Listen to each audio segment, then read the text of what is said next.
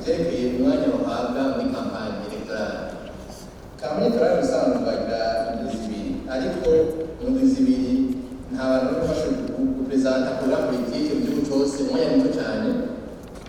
Cyo twakapropoza yuko umwe wogira nka 4 semaines cyangwa 4 semaines bora no proposa na nyakwa cyane umukuru n'amashinga amateka yabivuze ko jewe est-ce que zirakwiye cyane zikwiye cyo navuga nti weekend c'est tâche ce n'est cash mu gihe dufashe kampanye kugwa mu ndwi zibiri kuko nambara umuganga utezwa kwigisha puisque mwabivuze muti cyo nabonye nyine kampanye kugwa ko narayikoze ubwambe bukamo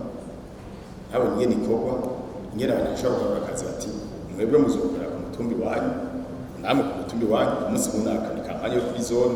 kukurikira ni kampanye yo kuri commune kukurikira tuzohura ku province kukurikira ni national kukurikira tuzohurira ivyo ntibishoboka kubwanje novuga nti byose ni question d'organisation yakunda muri zo kwizibiri ariko naho nyene comme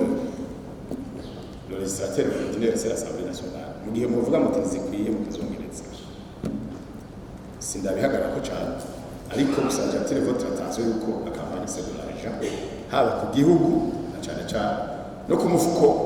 wamwebwe mugira kampanye umva ko atari byo azoba atigeze gira kampanye natwara uburyo genda mukabandukirwayo zariga kubita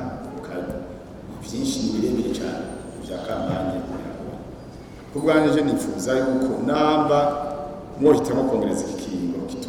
kitokorera urubango kigende kure cyane kigende kure cyane kuko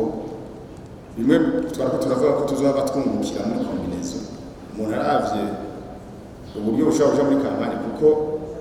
aba bakozi ba seni baca bahemba umushahara wiyongera abariko barasupervisa hirya no hino puisque nta wicara kumbure mushobora kuvuga muti muri ico gihe seni ntibiriyenderese ariko hari kuba ivyo biba vyiyongereye akazi kenshi cyane ariko bavyongera nereko nibaza yuko adefo kubigumiza gutyo ukongwe kwa kintu bito kibaho cyo kuganira ko nibaza yuko byukuri izo zikwiye ariko je reste flexible en attirant votre attention sur le coût des élections, le coût de la campagne. C'est extrêmement